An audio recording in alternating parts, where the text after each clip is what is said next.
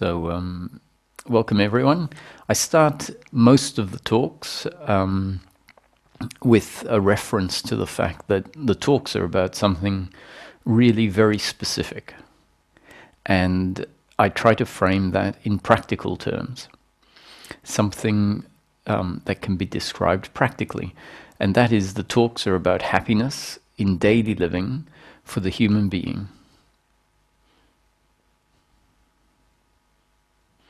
And when I use a word like happiness, I feel it's very important to define it, because what we tend to relate to as happiness is not the happiness that is spoken about in these talks. It's not the happiness that is available on a continuous, unbroken basis that spiritual teachings have been pointing at for thousands of years. The happiness that we often imagine when we use the word happiness is a happiness coming from pleasure, a happiness that feels good, a happiness of bliss or of joy, a happiness of excitement. Essentially a happiness of feeling good because of something, because of circumstance. And that is not at all the happiness I'm speaking about. Happiness for the human being in daily living that I'm talking about is happiness in the form of peace of mind. So we can drop the word happiness and use peace of mind. However, the reason that I don't do that and rather say it is about happiness, but then define happiness as peace of mind, is because that is human happiness. Peace of mind in daily living, regardless of the circumstance that we find ourselves in. And what is peace of mind? Peace of mind is not the gaining of something. It's the falling away of an uncomfortableness with oneself and with the other and with life. It's really the absence of psychological suffering. The end of psychological suffering. And so if we frame the seeking in that way, we have something to talk about. And the reason that it's worthwhile talking about this is because human beings are essentially instruments of life that are continually changing by the input that they receive from life.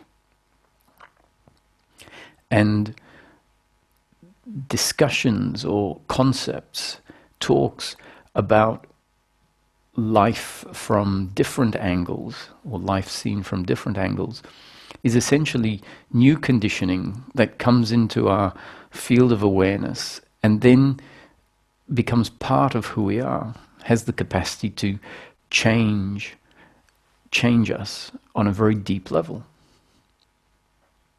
And it's all a matter of change. The way that life has designed us up to this point is such that suffering is a very normal and common occurrence. It's the way that we function.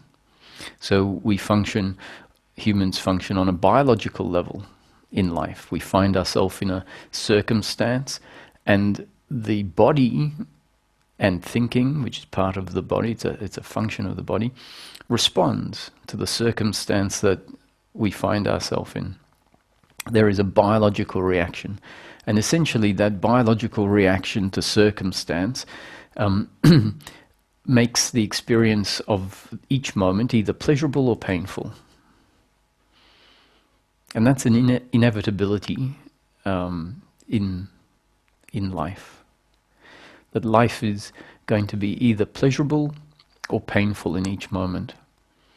Suffering kicks in when another layer of thought interprets the circumstance and how it happened and that outcome of pleasure or pain in a way that defines who we are. That says, I am added to or subtracted from based on how circumstance has unfolded. And that psychological thinking, that attitude to what has happened, is a result of a deeply ingrained sense of self that has been put in place as part of the human development. And that deeply ingrained sense of self that has been incorporated into our human design is based on an interpretation of life such that we feel that we are a separate, independent entity in control of everything that we think, everything that we see, everything that we say, everything that we feel. So we have this deeply ingrained sense of being an autonomous agent that is responsible and controlling our functioning in life.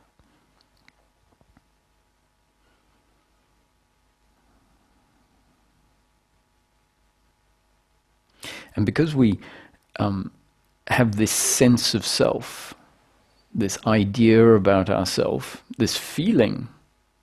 So it's not just a belief, it's a belief that has been put in place because that's the experience, that I am an autonomous entity in life, in control of everything I think, everything I do, and everything I say.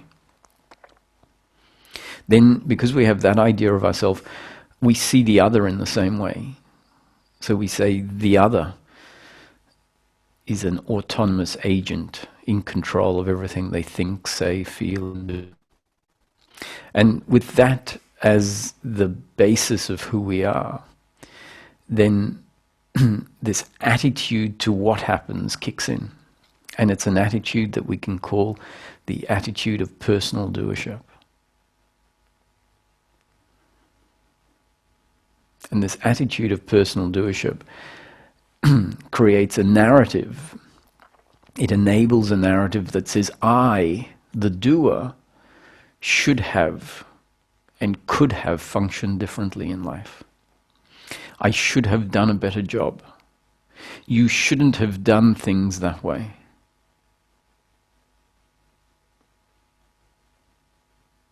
You hurt me, so I hate you because you are the entity that hurt me and you could have and should have done it differently.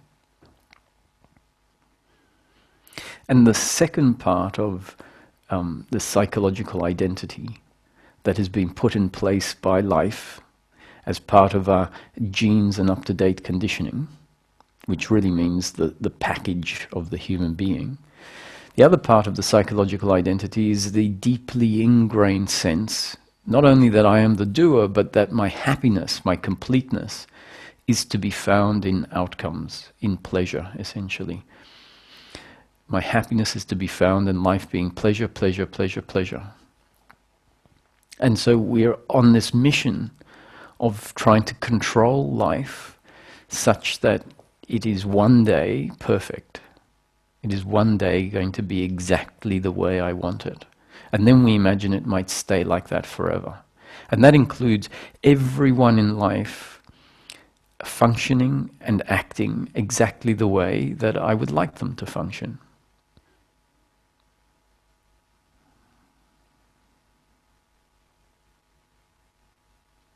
And so, unfortunately, this sense of self, this attitude towards life,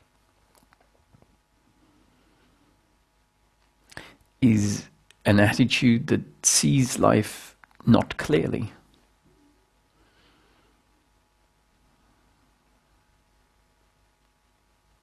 It's a false sense of self, it's a false interpretation of how life unfolds. And so if we have a false sense of who we are, meaning that we believe ourselves to be a separate, autonomous entity in control of everything we think, say, feel, and do, and we believe that who I am is something that is added to and subtracted from by pleasure or pain, then it makes sense that we're going to feel uncomfortable in life. Spiritual teachings have been telling us for thousands of years that we have forgotten who we really are, that we don't see life with clarity, that we are full of ignorance and misunderstanding.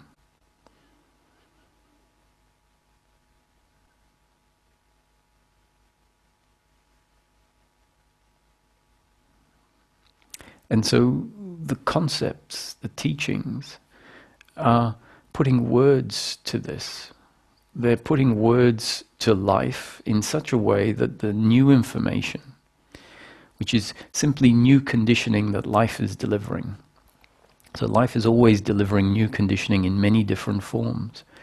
It's what allowed us to learn how to speak, new conditioning coming in moment after moment after moment.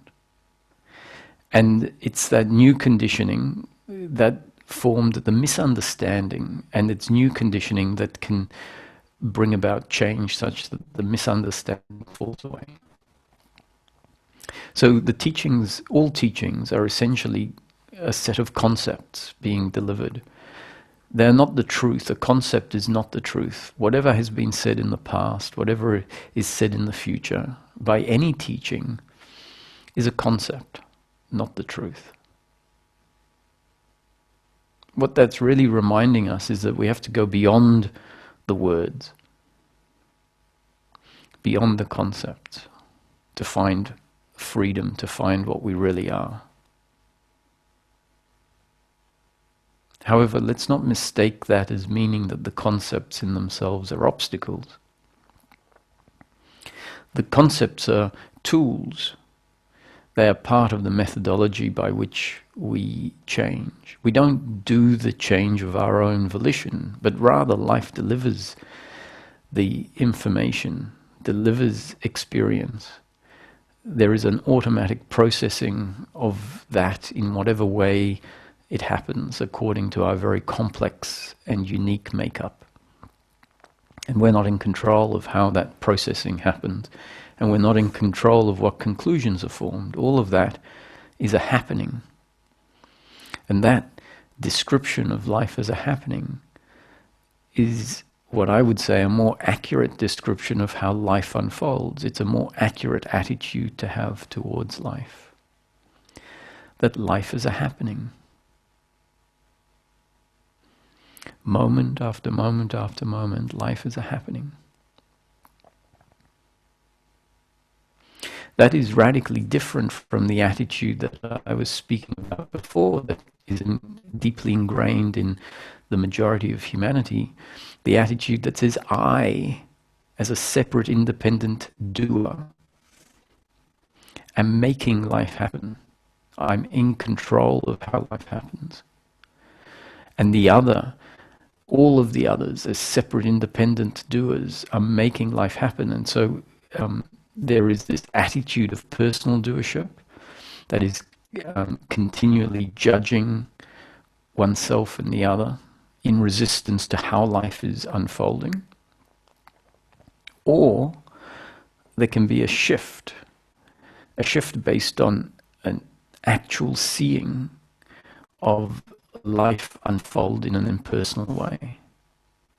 And that shift can often be inspired by descriptions that tell us these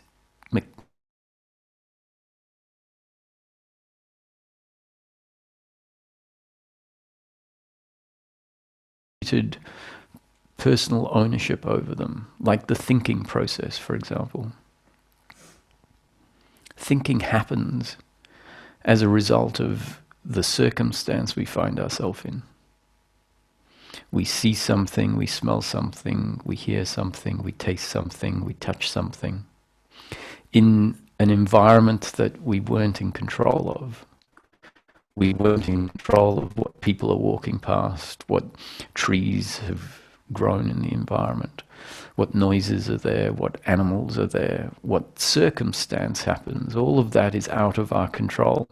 And we find it in the circumstance in life. And the senses pick up the circumstance we're in. And the body, which I describe as being a result of our genes and up-to-date conditioning. And genes really is referring to the process by which the sperm and the egg come together. And a mystical blueprint is put in place, and that blueprint then grows and develops into a very complex organism.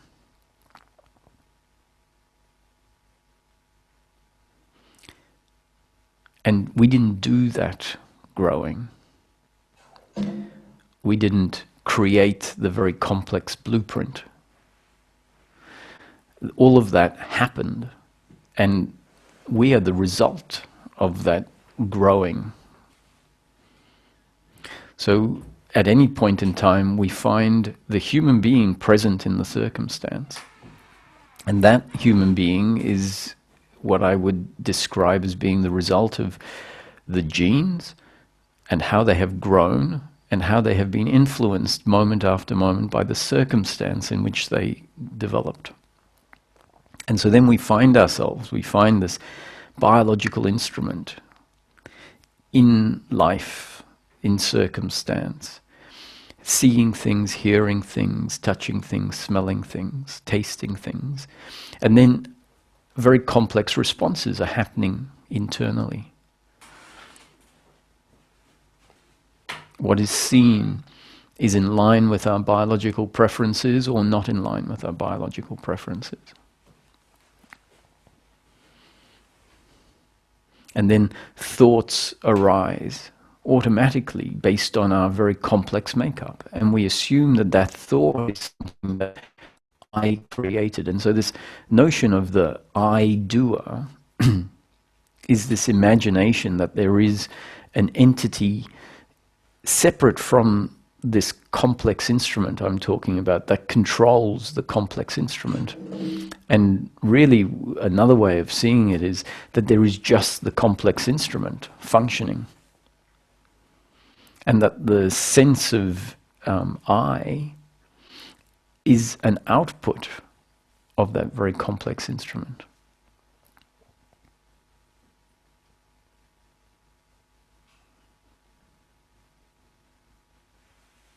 And if we can start to feel that the sense of being is here, there is the undeniable sense I am, but not to conflate that with the belief that I am the doer, I am in control of what happens. And if we start to appreciate this, this is what allows a witnessing rather than an involvement to take place. I am, that is undeniable.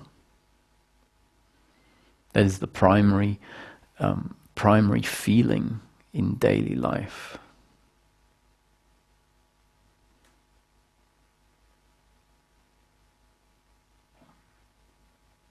It's the attitude of personal doership and the attitude of attachment to outcomes that interprets whatever is happening in life, the flow of life, the unfolding of life, that which in this teaching is referred to as the predetermined story of life.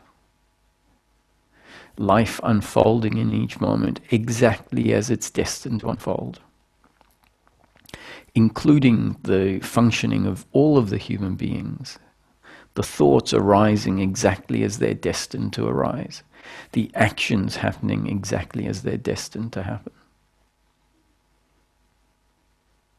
Now, this isn't the standard way of seeing life and interpreting what is happening. What I've described as the standard way of interpreting what's happening in life is to say, I am making everything that happens through me happen. I, the controller, am making it happen. And seeing the other as a controller making it happen. The alternative is to understand that life is this complex unfolding that was initiated a long time ago. And that each moment is a follow-on of the initial impulse of creation.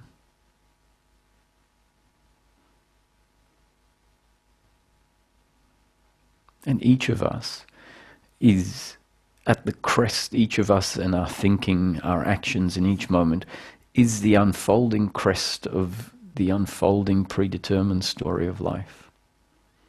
It's predetermined from the attitude of the individual, from the observation of the individual, because it's happening because of so many factors that are completely out of our control, factors that are determining what happens next.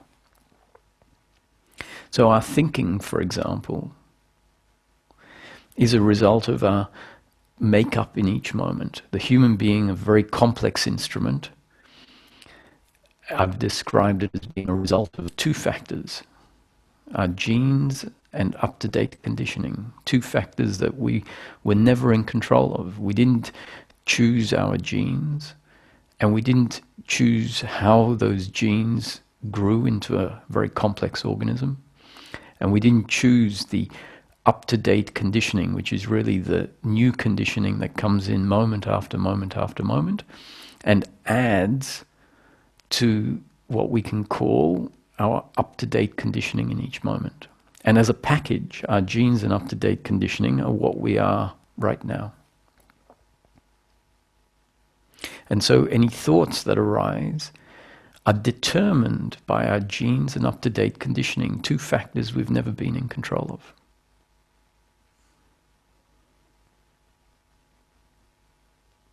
If we find ourselves in a circumstance, which is life, we're always in circumstance, and a certain response happens,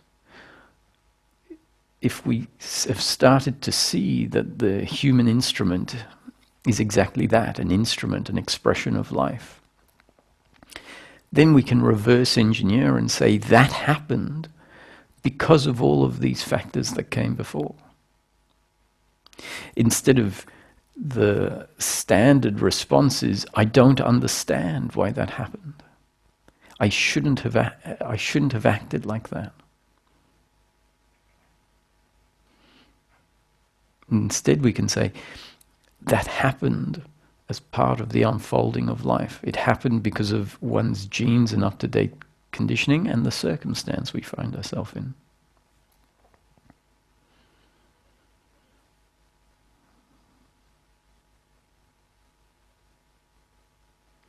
What this can lead to as the understanding goes deeper and deeper and deeper, and the understanding goes deeper and deeper and deeper, if the concepts that are being put forward, the descriptions of life, and that's all they are, they're just descriptions, if that becomes part of your up-to-date conditioning, if it starts off as an intellectual understanding where you say, I understand what is being said. Intellectually, I understand what's being said. But I don't know that it is accurate.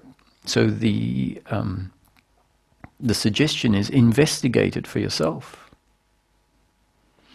What's being described here is not life on Mars, where we don't have the capacity to check it out for ourselves. What's being described here is life on Earth. It's a description of daily living. So one of the descriptions is that the nature of daily living is sometimes pleasure and sometimes pain.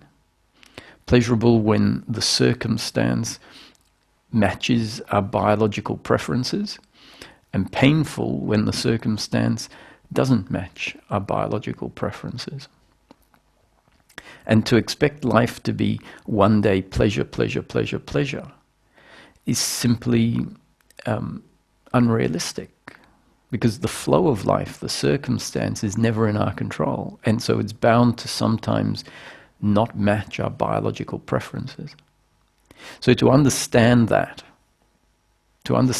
concept intellectually, is the beginning of it potentially going in deeper. So we can investigate this for ourselves. We see that someone parks their car in front of our driveway. And we can observe it. Say, this is the circumstance, a circumstance outside of my control. A car is parked in front of my driveway and I can't get my car out. So that is pain in the moment.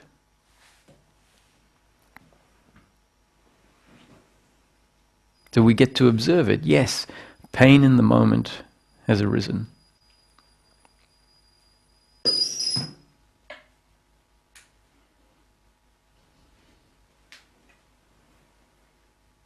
And then at other times, we get a great meal. That's pleasure in the moment.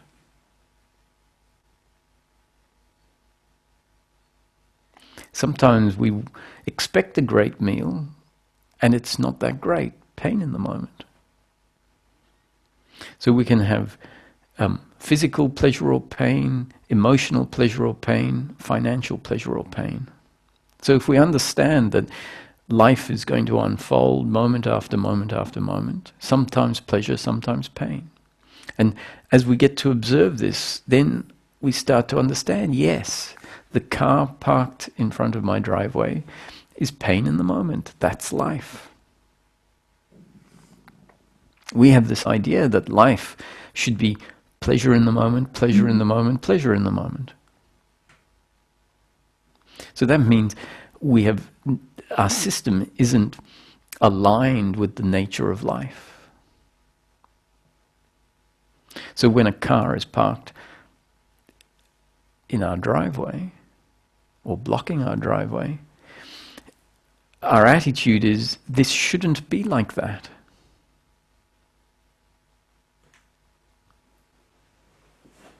When we hear about handicapped children, it's not nice, but it's life. Life is duality on the practical daily living level. Duality means interconnected opposites. Pleasure and pain, wealth and poverty, health and disease, big and small. It's the interconnected opposites that make up the whole.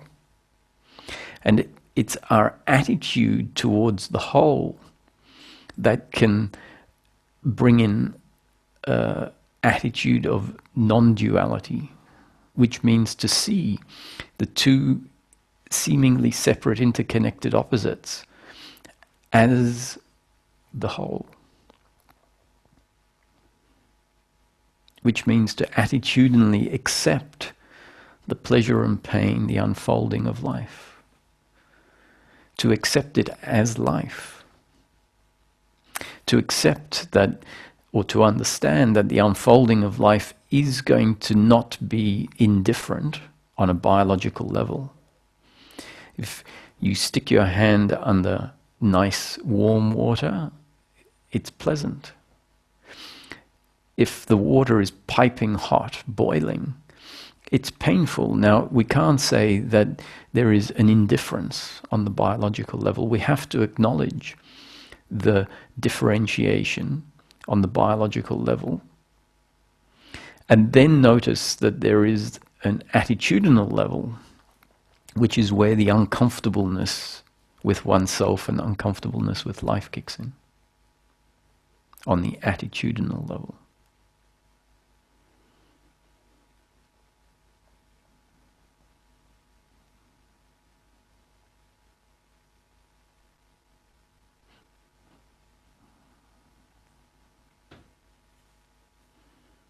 So this is where we can talk about the working mind and the thinking mind. The working mind is the functional thinking that is part of the unfolding of circumstance. Working out how much money you need to take on holiday, what time you need to catch a taxi to get to the airport on time, working out what groceries you need for the week. That is the working mind, it's functional thinking. And that thinking is not a thinking that creates this uncomfortableness, this resistance, this hatred towards oneself and hatred towards the other for what has happened.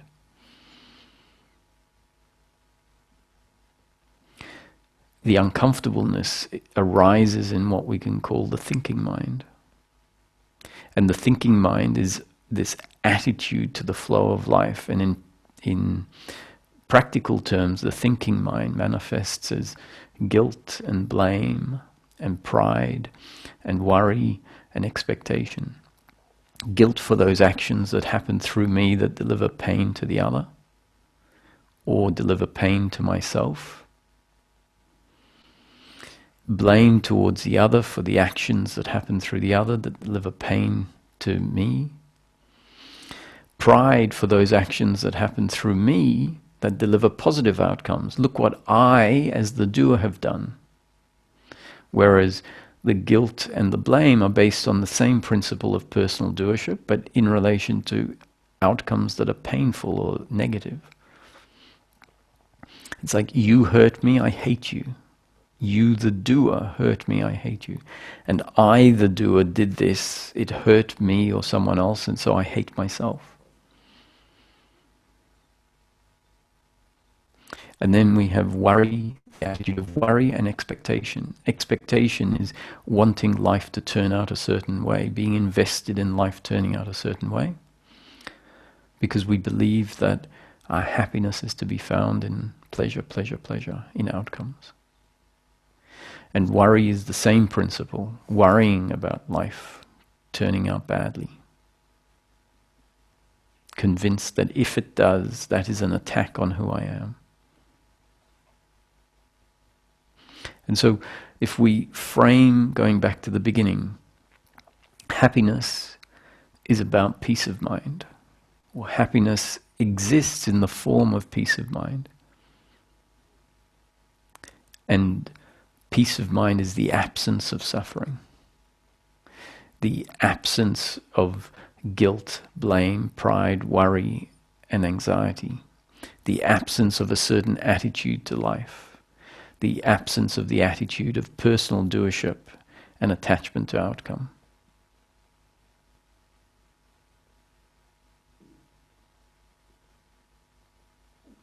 And what we find if that attitude to life starts to diminish is that we can rest in being, rest in the heart.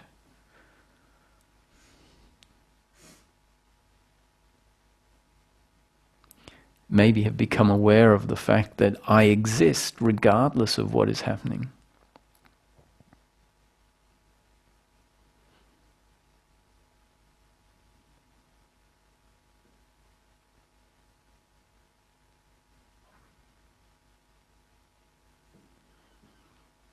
Find ourselves drifting into, dropping into the body, into awareness of the present moment, and realizing that the present moment, that life, that the sense of existence is here even before we do anything.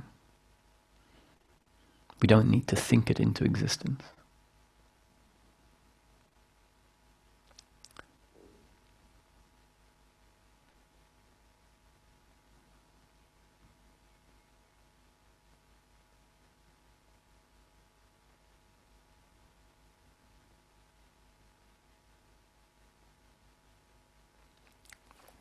Now, resting here just doesn't happen if the thinking mind is continually judging life as my doing and the other's doing. If we can start to see life is happening, life is a work in progress, life is evolution, it's not perfect, or it's imperfectly perfect, the way it is as a creation of duality.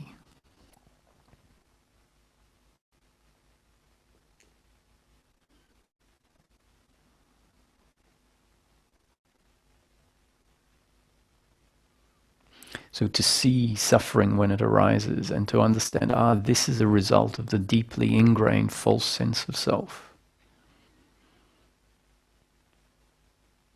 Just to be aware of it, understanding that that false sense of self is being put in place by life. So there's no point in attitudinally resisting it. It's my destiny for suffering to arise if it arises. The psychological thinking, the thinking mind also is the result of our genes and up-to-date conditioning. We're just designed like that. And that doesn't mean that it can't change, but it will change not in our control. But Ramesh used to say, no need to be pessimistic, no need to feel pessimistic about that. Because the fact is that life has put us in this moment in a situation where we're listening to descriptions about life that are not the standard descriptions we hear. So the predetermined story of life has made some human beings seekers, has forced some human beings to ask questions. What is this all about? What is life? Am I the doer? Is everything happening according to God's will?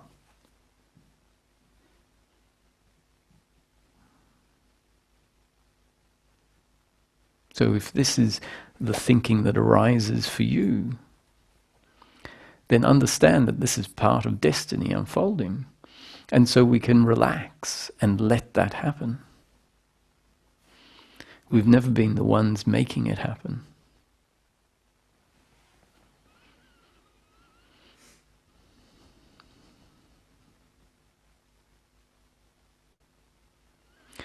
This essentially leads to acceptance.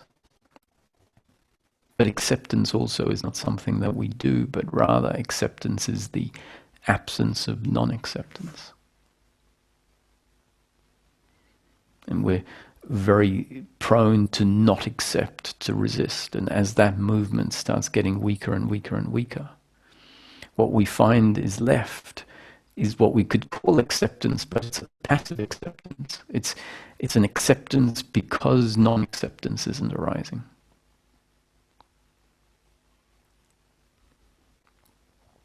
So we have just less than 10 minutes left. I'll hand over in case there's a question or two. And happy to answer those. Thank you for that, Roger. So you mentioned, oh yeah, can you hear me okay? 1 second.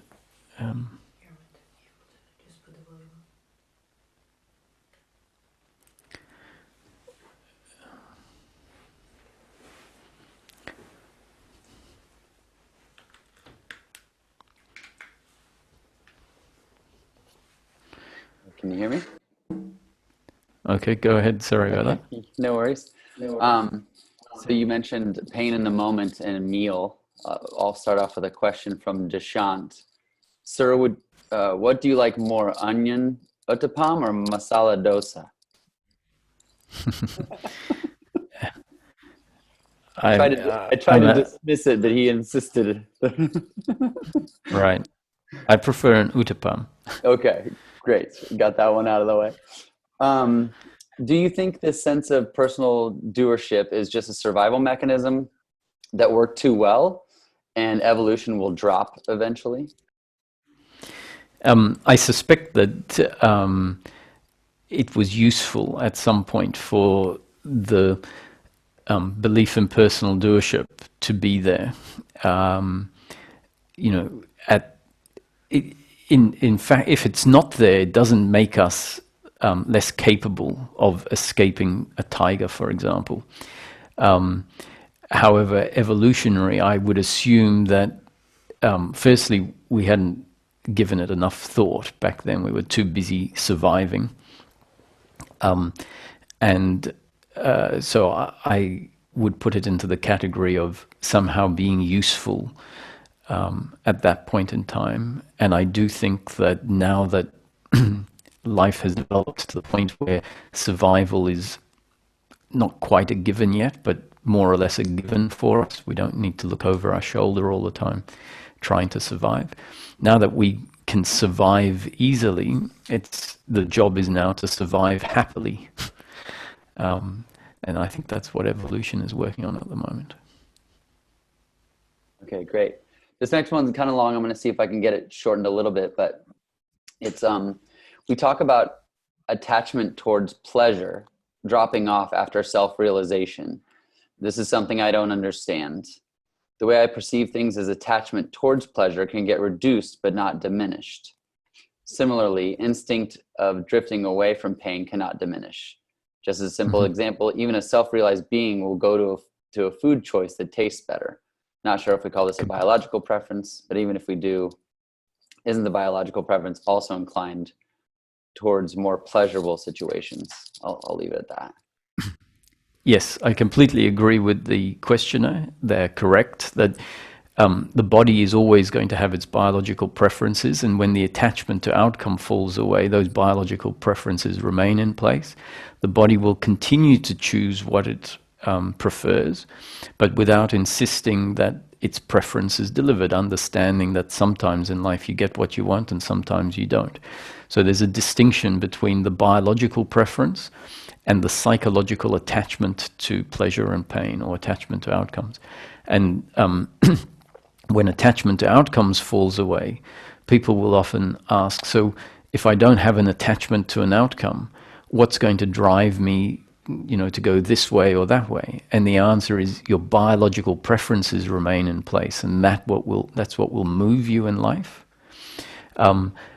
However, the insistence and feeling defined by the outcomes, feeling that my sense of self is dependent on outcomes being a certain way, has fallen away. So the falling away of attachment to outcomes is distinct from the falling away of one's biological preferences. So in a way, I completely agree with the questioner.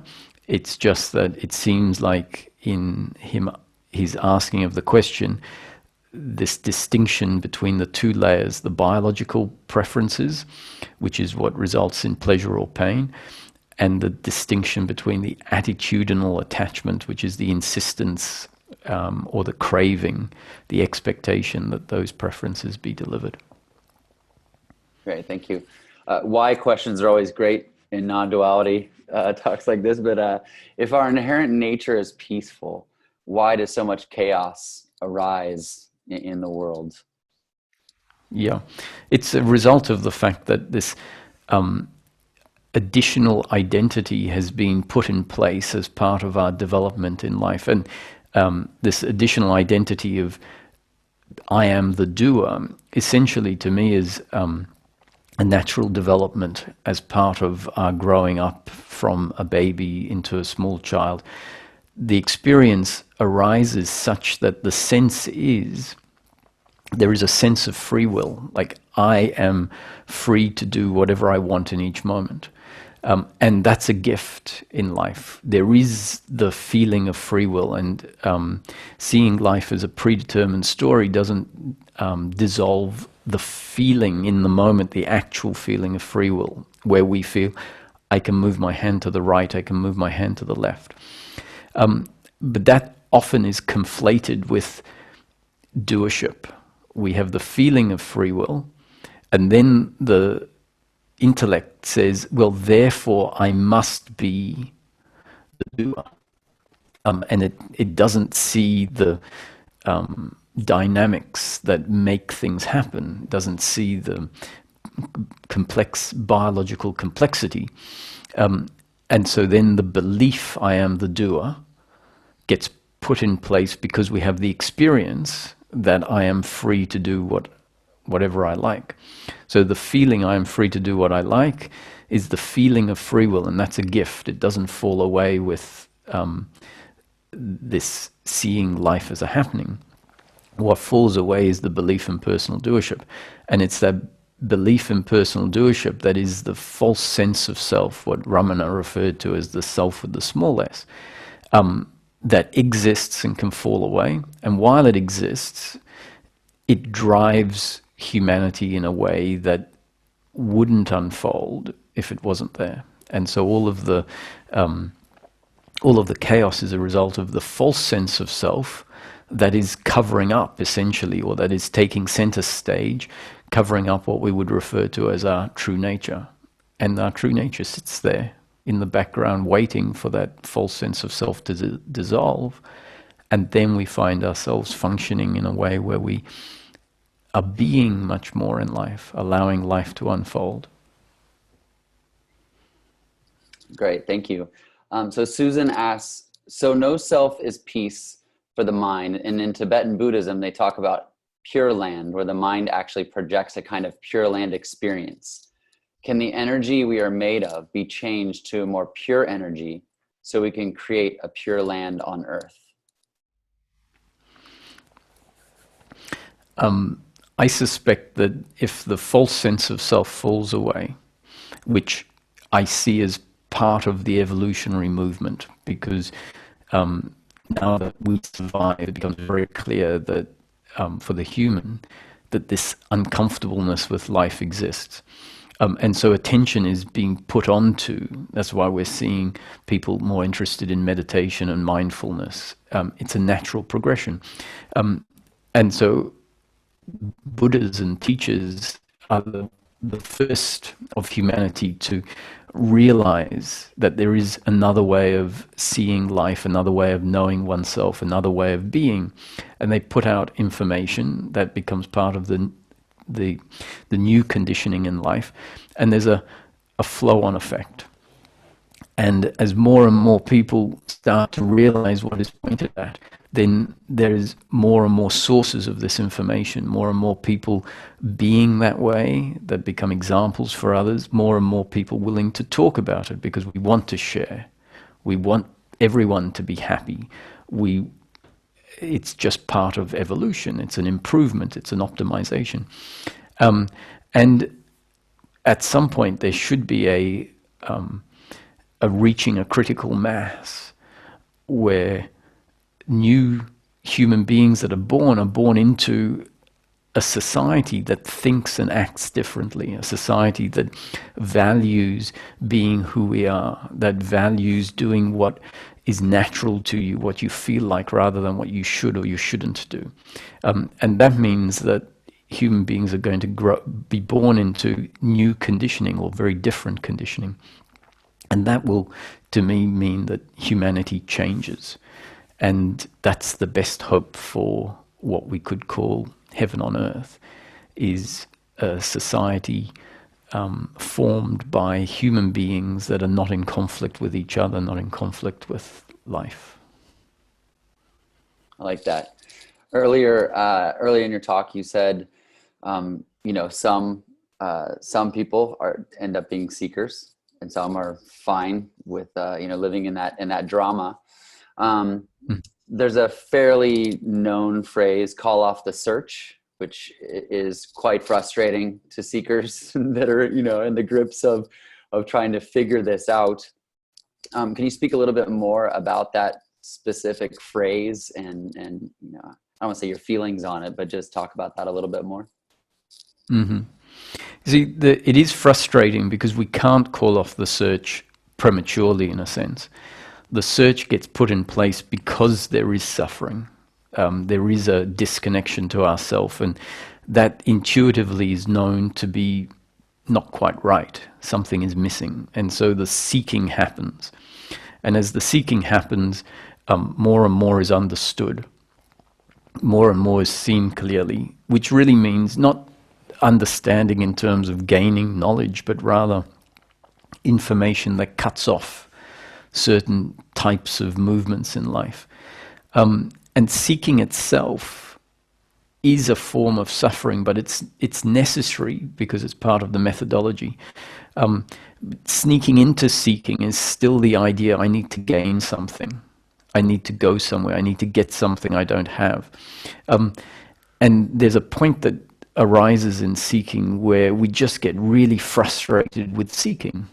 It becomes obvious that the seeking itself is one of the remaining or one of the last forms of suffering. And so at the right point in time, when the seeking itself is one of the last forms of suffering, meaning still an attachment to something in the future, that's when it can be seen. And we go, this is ridiculous. I just have to live life. And then that is sort of the falling away of seeking.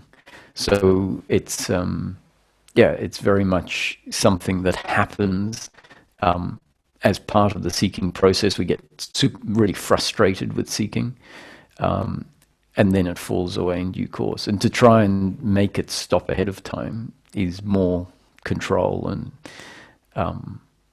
more doership. Definitely. All right, we've got time for one more. Hi, Roger. Thank you for sharing this message.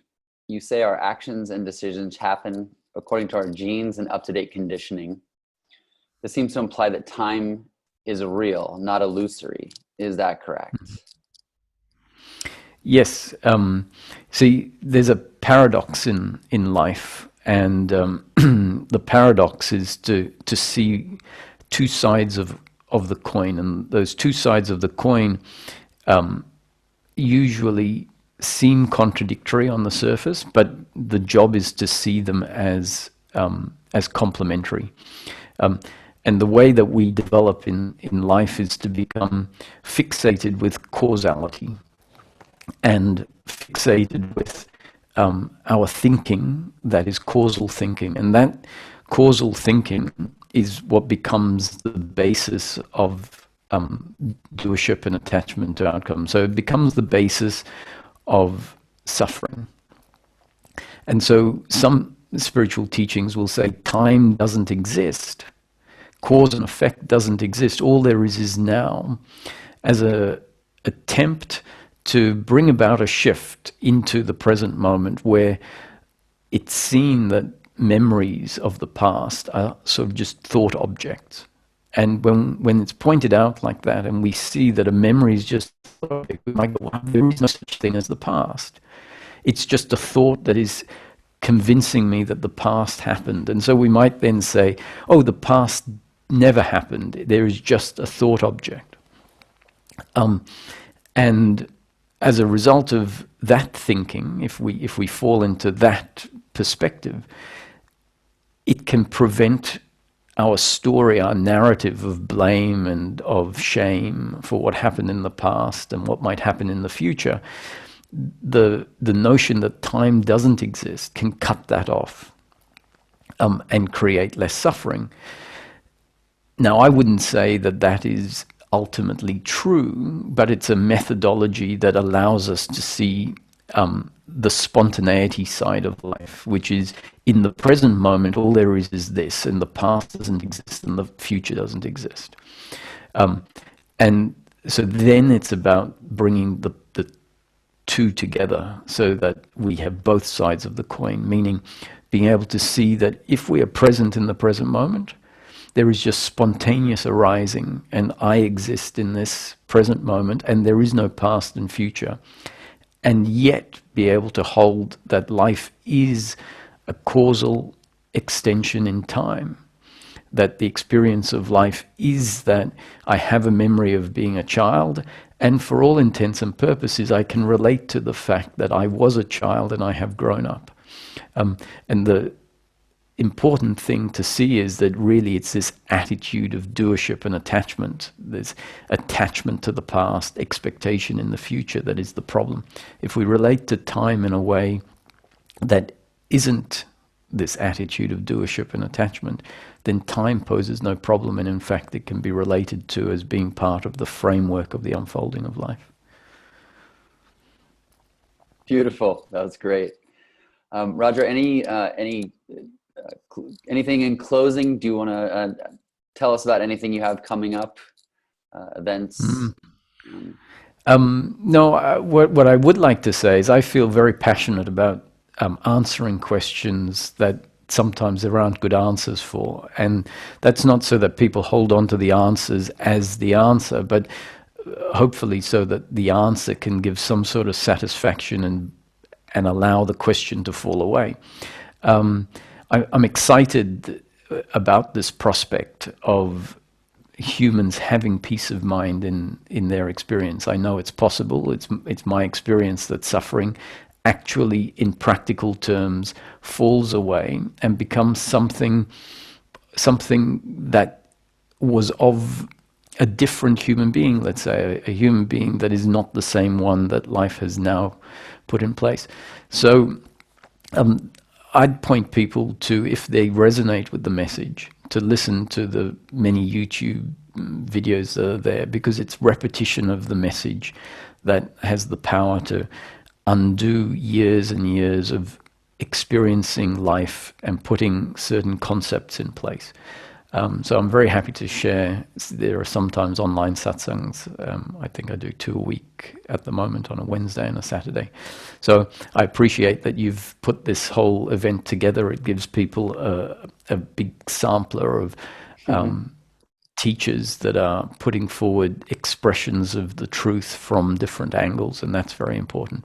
So I just invite anyone who's really committed to stick with it, and I'm here for anyone who resonates with what I have to say.